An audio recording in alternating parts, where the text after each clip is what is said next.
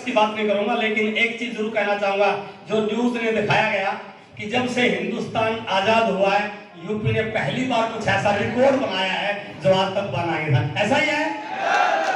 इसका मतलब इस समय यूपी में मोमेंटम, एक्साइटमेंट, जोश, कमिटमेंट सबसे ज्यादा है। हेलो। और आज मैं आप लोगों का इस प्रकार से माहौल देख करके मैं कह सकता हूं कि अब ये टाइगर टीम ऑफ इंडिया बहुत बड़ा काम करने वाली है। अभी 1-1.5 घंटे से जो भी चल रहा था, आपको मोटिवेट करने के लिए, आपको विश्वास दिलाने के लिए, नए लोगों को इस बिजनेस के बारे में जानकारी देने के लिए, और क्लियर हो सकता है जगदीश जी? ऊपर की लाइट में सब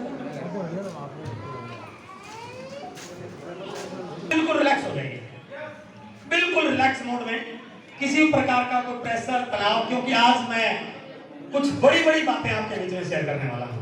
और मैं सबकॉन्शियस माइंड की ट्रेनिंग करता हूं, और चेतन मन की शक्ति में मैं जानता हूं। मैं पूरे विश्वास के साथ कह सकता हूं, जो चीजें अवचेतन मन में सेट हो जाती हैं, जिंदगी में उन चीजों को 100% प्राप्त किया जा सकता है।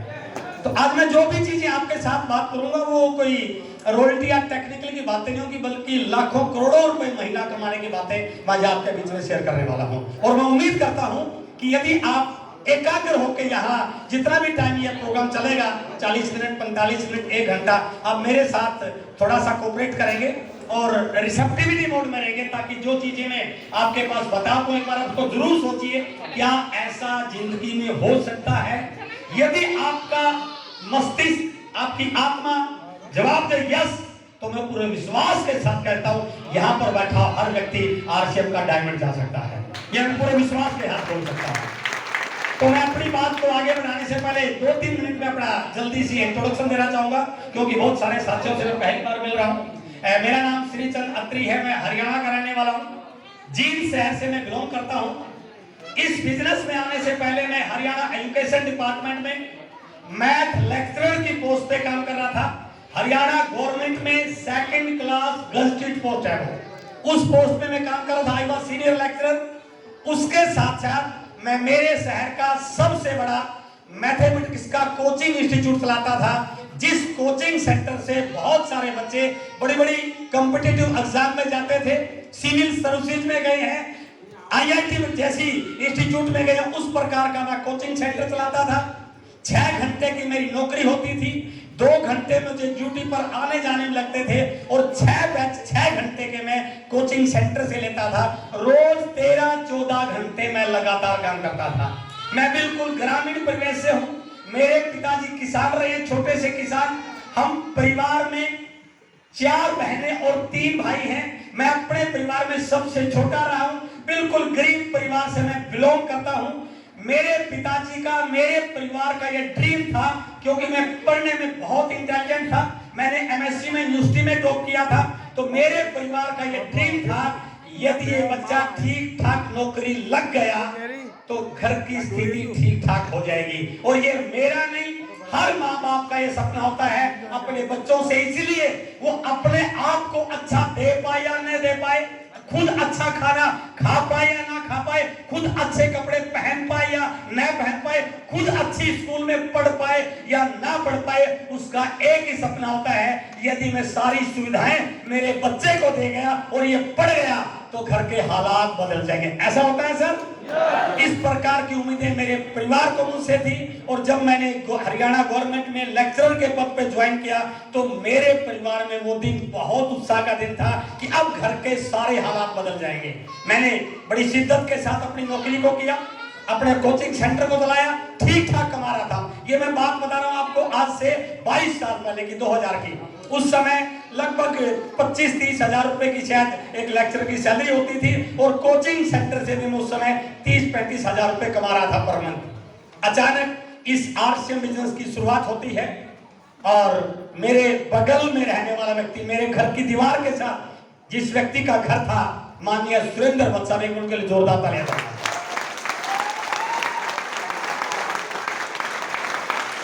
मैं गवर्नमेंट जॉब में था, वो जींद में केबल नेटवर्क का काम करते थे।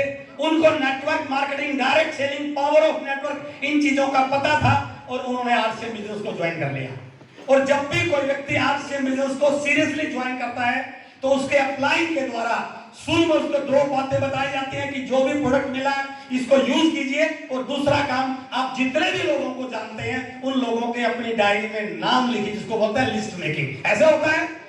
और WhatsApp ने भी अपनी डायरी में कुछ लोगों के नाम लिखे, और मैं परमात्मा का बहुत शुक्रिया करता हूं, उस लिस्ट में कहीं ना कहीं मेरा नाम भी लिखा गया। हेलो, मैं एक चीज आपको मैसेज देना चाहता हूं, जब लिस्ट बनाई जाती है तो बहुत सारे लोग लिस्ट बनाते समय, नाम लिखते समय 4 बार सोचते हैं इसका लिखूं, इसको समझ में आएगा या नहीं आएगा, इसको जरूरत है या नहीं है। उसके भाग्य का फैसला भी खुद ही करने लग जाते हैं। WhatsApp ने ऐसा नहीं सोचा कि ये लेक्चरर है, क्लास 2 पोस्ट पे है, इतना बड़ा कोचिंग सेंटर चलाता नहीं, उसका काम है लिस्ट में नाम लिखना। जिसके भाग्य में होगा वो आ जाएगा, और जिसके भाग्य में नहीं होगा वो नहीं आएगा। और जैसे ही उन लिस्ट के लोगों से मिल रहे थे तो मिलते मिलते एक दिन मेरे पास पहुंचे। मैं बच्चों को पढ़ा रहा था, क्योंकि मेरा कोचिंग सेंटर में हर घंटा बहुत बिजी होता था, और नीचे ड्राइंग रूम में बैठे मैडम ने आवाज लगे WhatsApp मिलने के लिए आए हैं। तो मैं बच्चों को बोल गया कोई अर्जेंट काम है, आप 2 मिनट के लिए बैठिए, ऊपर मेरा कोचिंग सेंटर होता था घर पे, मैं 2 मिनट के बाद आपसे मिले आता हूँ। और जैसे मैं आया WhatsApp से मिले तो उन्होंने कहा सिर्फ 5 मिनट चाहिए आपके। मैंने कहा मेरा कोचिंग सेंटर नहीं, बस सिर्फ 5 मिनट चाहिए। और उन्होंने कॉपी पेन निकाला और टक टक टक टक टक टक टक प्लान दिखाना शुरू कर दिया। हेलो, हमें भले ही उस प्रकार के काम के बारे में पूरी जानकारी हो या ना हो, लेकिन हर व्यक्ति इस प्रकार के काम के बारे में कमेंट जरूर कर देता है, ये तो मुझे पता है ना।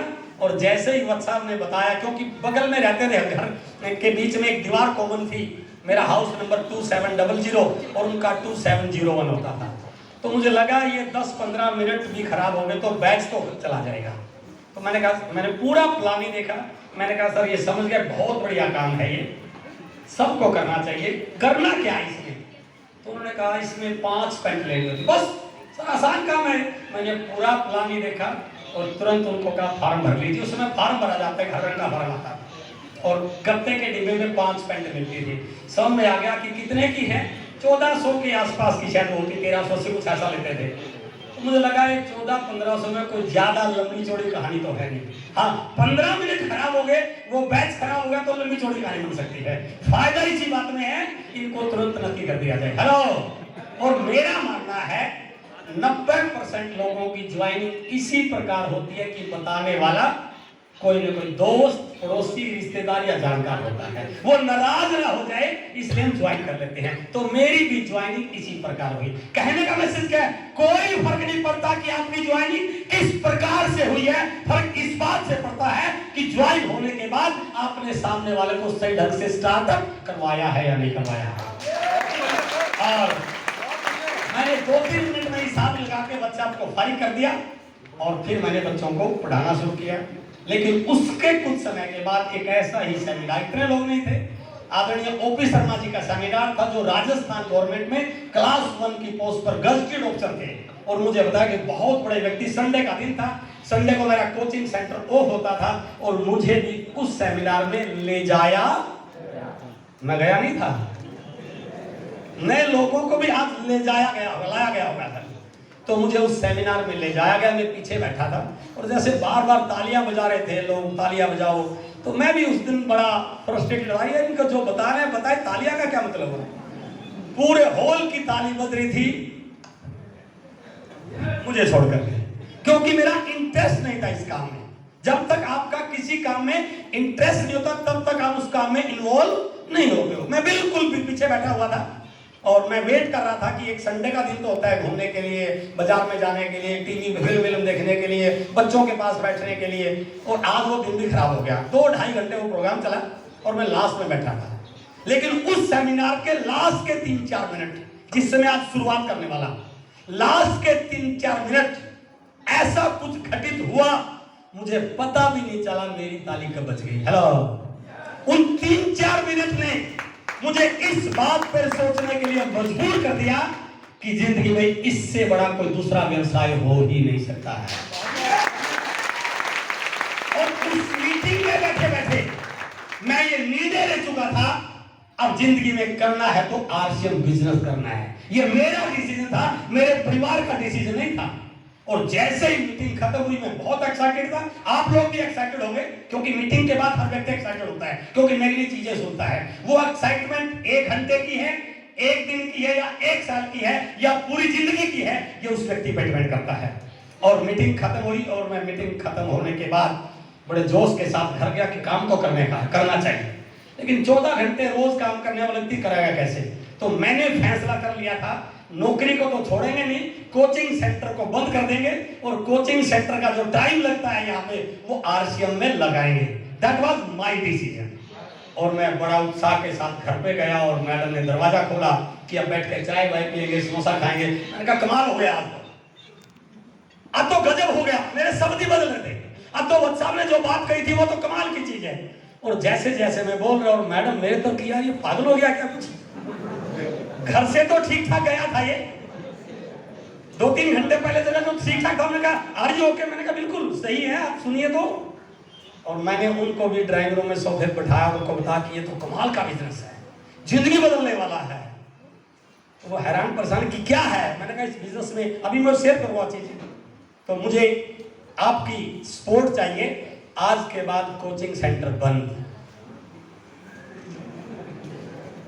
शाबाशी दी होगी, पागल हो गए हो क्या? इतना बड़ा कोचिंग सेंटर, बच्चे आपके पास आते हैं। तो मैंने कहा नहीं, फैसला ले लिया, नौकरी को नहीं छोड़ूंगा मैं। हाँ, एक विश्वास दिलाता हूं, यदि 6 महीने तक मैं कुछ नहीं कर पाया तो मैं सवाल समझाने तो भूलने वाला नहीं हूं। 6 महीने बाद कर लेंगे। और अपने यहाँ पर एक कल्चर है कि जब घर में कोई कमाने वाला होता है ना, उसका डिसीजन भले गलत भी क्यों ना हो तो भी घर वालों को मानना पड़ता है। तो मैंने जैसे कैसे कन्विंस कर लिया और उन बैच को धीरे धीरे बंद किया। लेकिन मेरे सामने मेरा टारगेट था कि मुझे 6 महीने में I have to prove myself. Hello, 6 महीने में यदि मैं 6 महीने बड़ी बात को नहीं कर पाया तो दोबारा वही काम करना पड़ेगा। और उस डिसीजन में मेरा पूरा परिवार मेरे अगेंस्ट था, मेरे रिश्तेदार मेरे अगेंस्ट थे, यहाँ तक कि मेरे जो कलीग्स थे, मेरे साथ वाले लेक्चरर थे, कहते थे यार पागल हो गया तू। लेकिन जब 6 महीने के बाद इस बिजनेस से मैंने रॉयल्टी क्वालिफाई की और मेरी रॉयल्टी की इनकम कोचिंग सेंटर की इनकम से बड़ी थी, उस दिन वो सारे लोग ये कहने पर मजबूर हो गए आपने अच्छा किया। हेलो, मैसेज क्या है? जिंदगी में सफलता का रहस्य क्या है? जिस दिन आप अपने लिए गए डिसीजन को सही साबित कर पाते हो, उस दिन पूरी दुनिया आपके साथ लगने को तैयार हो जाती है।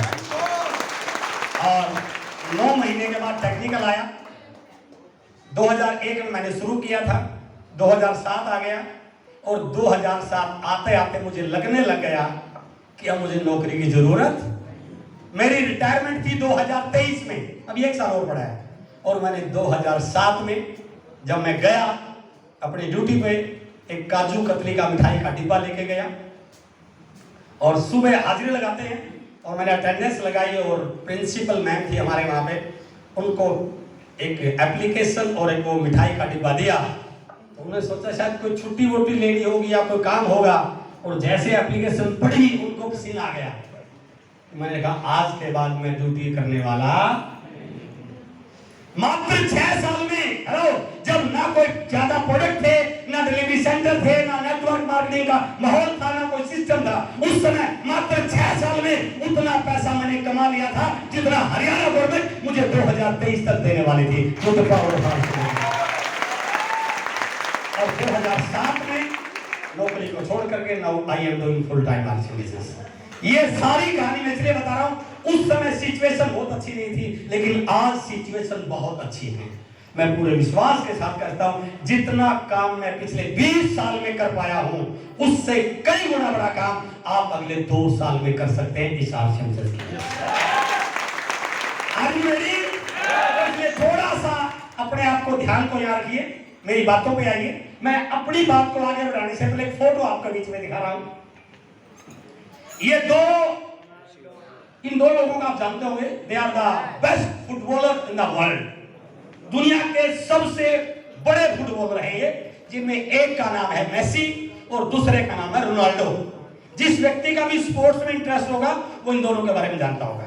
लेकिन यदि आप इनकी ऑटोबायोग्राफी को पढ़े हुए तो इनके बारे में बताया गया कि ये जो मेरे लेफ्ट हैंड साइड में मेसी है, ये जन्मजात फुटबॉलर है। भगवान ने इनको पैदा होते ही फुटबॉल बना के भेजा था। इनके जीन्स में फुटबॉल है। ये शुरू से जैसे ही फुटबॉल खेलने लगे, शुरू से बहुत बढ़िया फुटबॉलर रहे हैं। तो ये कोई अतिशयोक्ति नहीं, क्योंकि इनको ये पैदाइशी एक ऐसा गुण मिला है, भगवान की तरफ से वरदान मिला है कि ये शुरू से फुटबॉलर रहे और इस लेवल पर पहुंच गए।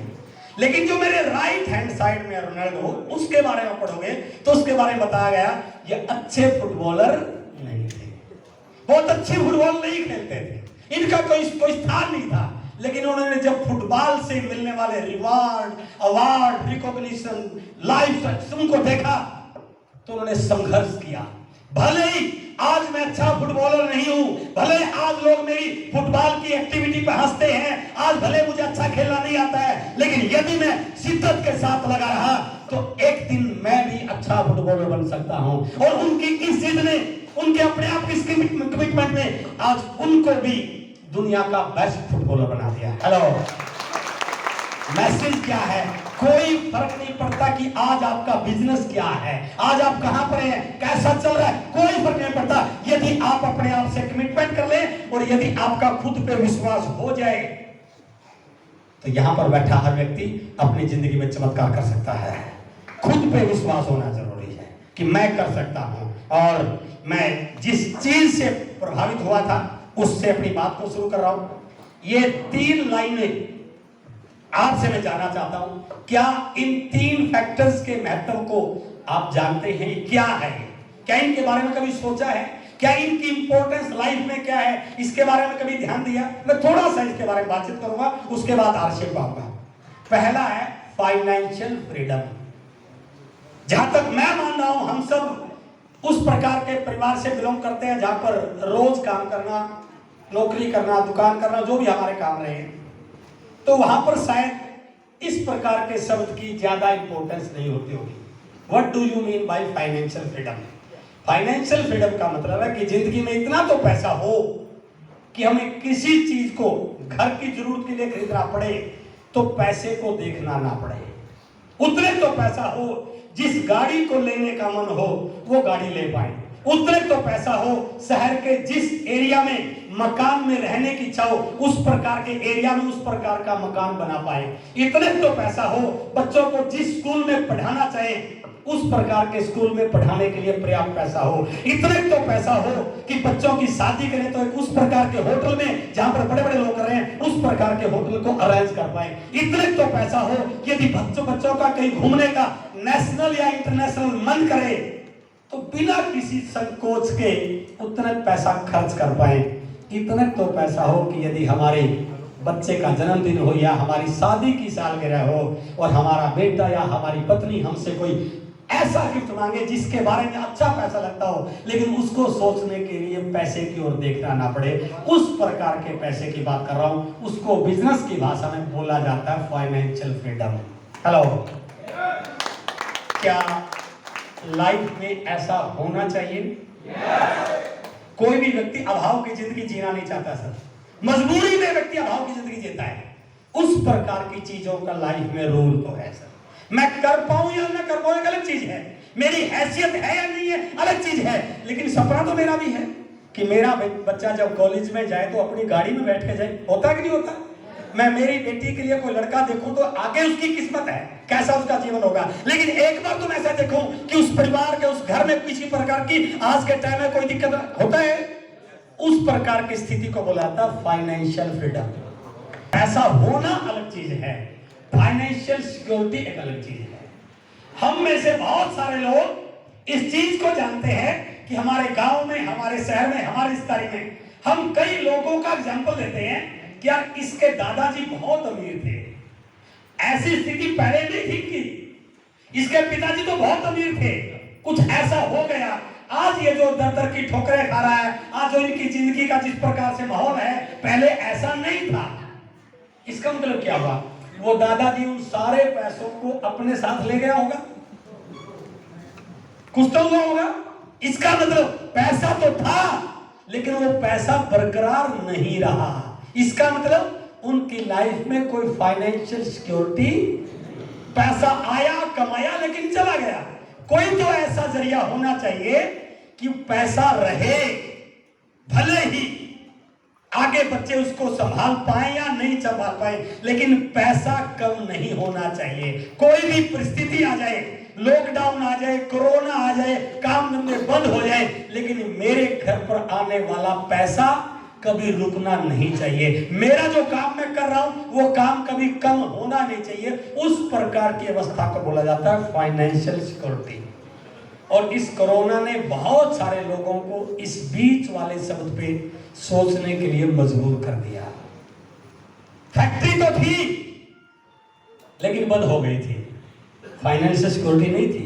नौकरी तो थी लेकिन उसमें मालिक ने निकाल दिया, भाई साहब अभी टाइम नहीं है, काम नहीं है। दुकान तो थी लेकिन मार्केट में सारी दुकानें अपनी बंद थी। इसका मतलब that is not financial security. कोई ऐसा काम हो जिसपे बाढ़ का, परिस्थिति का, युद्ध का, लॉकडाउन का, कोरोना का कोई फर्क ना पड़े, मेरे घर पर आने वाली इनकम लगातार आती रहे और बढ़कर आते रहे, उस प्रकार की स्टेज को मैं काम कर पाऊं या ना कर पाऊं, मेरे घर पर आने वाली इनकम पर कोई फर्क ना पड़े, उस प्रकार की स्टेज को बोला जाता है फाइनेंशियल सिक्योरिटी। हेलो, क्या लाइफ में ऐसा होना चाहिए?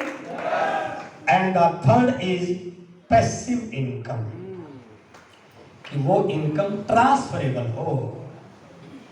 मैं एक बहुत बड़ा डॉक्टर हूं, लाखों रुपए रोज कमाता हूं, क्या गारंटी है कि मेरा बेटा भी डॉक्टर बन पाएगा?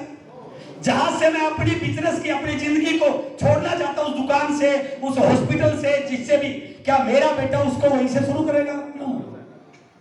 हर बच्चे को अपनी जिंदगी जीरो से शुरू करनी पड़ती है। आप जो मर्जी कर रहे हो, आप शहर के डॉक्टर हैं, इंजीनियर हैं, चार्टर्ड हैं, वकील हैं, बिजनेसमैन हैं, आप जिस दिन अपने काम को छोड़ दोगे उस दिन जीरो। और आपका बच्चा जब शुरू करेगा तो that will start from zero. लेकिन इस बिजनेस की ताकत है कि आप जहां पे छोड़ते हो आपके बच्चे को जीरो से शुरू करना। आप इस बिजनेस को करते करते करते करते डायमंड चले जाते हैं और आप बुजुर्ग हो जाते हैं, आप काम करने की स्थिति में नहीं है, आप कंपनी में एप्लीकेशन देते हैं, अब ये बिजनेस मेरे बेटे के नाम ट्रांसफर कर दिया जाए, तो उसी दिन, उसी पल, उसी एक्शन आरसीएम बिजनेस में आपका बेटा डायमंड से अपनी जिंदगी की शुरुआत करता है। इन तीन चीजों ने मुझे उस दिन बड़ा प्रभावित किया और मैं पूरे दावे और विश्वास के साथ कह सकता हूं, माफ कर रहे हैं यदि मेरा शब्द आपको अच्छा ना लगे, आप जो मर्जी काम कर रहे हैं, आज आपकी इनकम लाखों में है, करोड़ों में, कोई फर्क नहीं पड़ता, लेकिन आपके उस काम में इनमें से तीनों चीजें कभी भी हो नहीं सकती। लेकिन आज जिस व्यक्ति ने आपको बुलाया है, यह आरसीएम बिजनेस 100% आपकी जिंदगी में फाइनेंशियल फ्रीडम, फाइनेंशियल सिक्योरिटी और पैसिव इनकम का जरिया बन सकता है यदि ढंग से इस बिजनेस को सीख लिया जाए तो। इन चीजों को लेकर के मैंने आरसीएम बिजनेस शुरू किया। डायरेक्ट सेलिंग, आरसीएम बिजनेस के बारे में आप पिछले इतिहास उठा के देखें, आज मैं पूरी डिटेल में नहीं जाऊंगा। यदि मुझे किसी सेक्टर में कैरियर बनाना है तो मुझे उस सेक्टर के इतिहास के बारे में पता होना चाहिए। केवल यहां तालियां बजा के या किसी व्यक्ति के मोटिवेशन से डिसीजन लेना, दैट इज नॉट परफेक्ट। उसके बारे में आपको पता हो ये डायरेक्ट सेलिंग इंडस्ट्री क्या है, इसकी शुरुआत किस कंट्री से हुई, आज दुनिया के कितने देशों में यह व्यापार चल रहा है, इंडिया में डायरेक्ट सेलिंग क्या है, आने वाले समय में इंडिया में डायरेक्ट सेलिंग क्या होने वाला है, आरसीएम बिजनेस का उस डायरेक्ट सेलिंग में क्या रोल है, आरसीएम बिजनेस की फ्यूचर की क्या प्लानिंग है, उन चीजों को हम थोड़ा सा डिस्कस करेंगे। मैं थोड़ा सा बताना चाहूंगा graph of RCM business and graph of direct selling. 1959 में अमेरिका से इस इंडस्ट्री की शुरुआत हुई, सीधी बिक्री प्रणाली।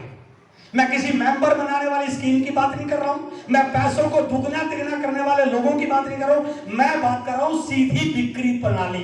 वो प्रोडक्ट जो हमारे घर में, हमारी किचन में आ रहा है बाजार से, यदि उस प्रोडक्ट को खरीदने का तरीका बदल दिया जाए उसको बोलते हैं डायरेक्ट सेलिंग। हेलो, मैं उस चीज पे बात कर रहा हूं। आज दुनिया के 100 से ज्यादा देशों में यह डायरेक्ट सेलिंग काम कर रही है। इस डायरेक्ट सेलिंग का पूरी दुनिया में क्या टर्नओवर है वो मैं आपको दिखाने वाला हूं। इंडिया में क्या टर्नओवर वो मैं दिखाने वाला हूं। आने वाले समय में क्या होने वाला दिखाने वाला हूं। बात करते हैं आरसीएम बिजनेस की। एक अगस्त 2000 से आरसीएम बिजनेस की शुरुआत हुई। एक पेंट पीस से शुरू हुआ था, एक डिलीवरी सेंटर से शुरू हुआ था, एक डिपो से शुरू हुआ था। आज 1 करोड़ से ज्यादा लोग आरसीएम बिजनेस के साथ हैं। आज 10,000 से ज्यादा हमारे डिलीवरी सेंटर हैं। आज 300 से ज्यादा डिपोज हो चुके हैं। आज आरसीएम बिजनेस दुनिया की सबसे फास्टेस्ट और एथिकल कंपनी के रूप में अपने आप को एस्टेब्लिश कर चुका है। ये हमारे लिए बहुत बड़ी बात है। मैं बात करता हूं पिछले 2-3 सालों में ये डायरेक्ट सेलिंग इंडस्ट्री 60-70 साल से पूरी दुनिया में चल रही है। इंडिया में भी पिछले 25-26 साल से ये काम कर रही है। लेकिन पिछले 2-3 सालों में जो डायरेक्ट सेलिंग में परिवर्तन हुए हैं वो शायद पिछले 50-60 साल में भी नहीं हुए। आज इंडिया में डायरेक्ट सेलिंग को लेकर बहुत सारी चीजें बदल चुकी हैं। पिछले 2-3 सालों में काम करने के तरीके में फर्क पड़ा है। प्रोडक्ट की कैटेगरी में चेंज आया है। स्किल डेवलपमेंट पे काम हुआ है। बहुत सारी ऐसी चीजें हुई हैं जिसके दम पर हम कह सकते हैं अब इस बिजनेस को एज ए करियर किया जा सकता है। जितने चेंज पिछले 2 साल में हुए उससे कई गुना चेंज अगले 2 साल में होने वाला है 2022-23 और 2024-25 आते आते ये बिजनेस हिंदुस्तान में सामाजिक मान्यता की ओर बढ़ने वाला है। हेलो, मैं पूरे विश्वास के साथ कह सकता हूं 2025 आते आते आम नागरिक, एक आम माँ बाप अपने बच्चे को रेफर करेगा, बेटा तेरा इंटरेस्ट क्या है, तू डॉक्टर बन सकता है, तू इंजीनियर बन सकता है, तू चार्टर बन सकता है, चाहे तो डायरेक्ट सेलिंग इंडस्ट्री में भी अपना करियर बना सकता है। ये आम व्यक्ति की चर्चा का हिस्सा बनने वाला है। Think about that thing. इसलिए अब डायरेक्ट सेलिंग को लेके इंडिया में माहौल बदल रहा है। पुराने चश्मे को हटाइए। आपके पड़ोसी ने 4 साल पहले करके छोड़ दिया, कोई फर्क नहीं पड़ता। आपके पड़ोस में कोई व्यक्ति आपको बोल रहा है कुछ होने वाला नहीं है, इन चीजों से थोड़ा ऊपर उठिए, बिल्कुल ऊपर उठिए, क्योंकि अब डायरेक्ट सेलिंग को लेके इंडिया में माहौल बदल रहा है। माहौल कैसे बदल रहा है? पहली बार ऐसा हुआ है हिंदुस्तान के इतिहास में। 2016 में गाइडलाइन आई, 2019 में कंज्यूमर प्रोटेक्शन बिल में डायरेक्ट सेलिंग को शामिल किया और 28 दिसंबर 2021 को हिंदुस्तान में पहली बार इंडिया गवर्नमेंट ने डायरेक्ट सेलिंग के लिए रूलिंग फ्रेम किया है, कानून बनाया है कि डायरेक्ट सेलिंग आगे क्या होने वाला है, जो इस बात की ओर इशारा कर रहा है कि अब इंडिया गवर्नमेंट भी इस इंडस्ट्री को सपोर्ट कर रही है। हेलो, इसका मतलब ये हुआ ये इंडस्ट्री आगे और बड़े मुकाम पर जाने वाली है। हिंदुस्तान के इतिहास में पहली बार ऐसा हुआ है जहां पर इंडियन डायरेक्ट सेलिंग एसोसिएशन और हिमाचल प्रदेश की एक सुरू यूनिवर्सिटी के ज्वाइंट वेंचर से एक यूनिवर्सिटी ने डायरेक्ट सेलिंग के सिलेबस को शुरू किया है। हेलो, पहली बार ऐसा हुआ है। यदि आप उस वीडियो को देखोगे, उस वीडियो में उस स्टेट का मुख्यमंत्री, उस स्टेट का शिक्षा मंत्री, उस स्टेट का कंज्यूमर अफेयर मंत्री और उस यूनिवर्सिटी का वाइस चांसलर जो एक लाइन बोल रहे हैं, आज हमारे लिए बड़े गर्व की बात है। मेरे शब्दों को सुनना सर। एक आम व्यक्ति जिसको कुछ नहीं पता वो बोलता है कोई खास काम नहीं है, लेकिन उस यूनिवर्सिटी का वाइस चांसलर, उस स्टेट का शिक्षा मंत्री, उस स्टेट का कंज्यूमर अफेयर मिनिस्टर, उस स्टेट का शिक्षा मंत्री मुख्यमंत्री ये बोल रहा है आज हमारे लिए बड़े गर्व की बात है, आज हमारी यूनिवर्सिटी ने डायरेक्ट सेलिंग जैसे कोर्स को अपनी यूनिवर्सिटी में शुरू किया। हेलो, कितनी बड़ी बात है। और पहली बार था ऐसा, पता नहीं था, थोड़े बच्चों ने एडमिशन लिया, 30 बच्चों ने इस डायरेक्ट सेलिंग के post graduate diploma in direct selling 30 बच्चों ने उसमें एडमिशन लिया और इंडिया के लिए पहली बार क्वालिफाइड टैलेंटेड बच्चे पढ़ाई करके डायरेक्ट सेलिंग का पहला बैच निकल गया चुका है। हेलो, पहला बैच आया है और ये 30 बच्चे अभी इंटर्नशिप कर रहे हैं। हेलो, 30 बच्चे अभी इंटर्नशिप कर रहे हैं। हमारे लिए गर्व की बात है, इन 30 में से 16 बच्चे आरसीएम बिजनेस के साथ इंटर्नशिप कर रहे हैं। बहुत बड़ी बात है। और आने वाले समय में इस प्रकार के trained graduate, trend post graduate इस बिजनेस को करेंगे। हम आपने पढ़ाई करके इस बिजनेस को नहीं किया सर, हमने अपने तरीके लगाए। वो ठीक थे गलत थे पता नहीं था, लेकिन जब उस प्रकार के टैलेंटेड बच्चे आएंगे, मैं इसलिए बोला था जो काम मैं आप 20 साल में कर पाए उससे बड़ा काम ये बच्चे आने वाले 2-2 साल में करने वाले हैं, क्योंकि अब ट्रेंड युवा इस बिजनेस को आ रहे हैं, जो इस बात की ओर इशारा कर रहा है कि अब हमारे देश में डायरेक्ट सेलिंग का माहौल बदल रहा है। आरसीएम बिजनेस ने अलग अलग तरह के प्रोडक्ट, अलग अलग तरह के स्किल डेवलपमेंट प्रोग्राम, अलग तरह की ट्रेनिंग शुरू की है। पहली बार हमने 51 सिटीज को डायमंड सिटी के रूप में डिक्लेयर किया है। धीरे धीरे आंकड़ा बढ़ता जाएगा।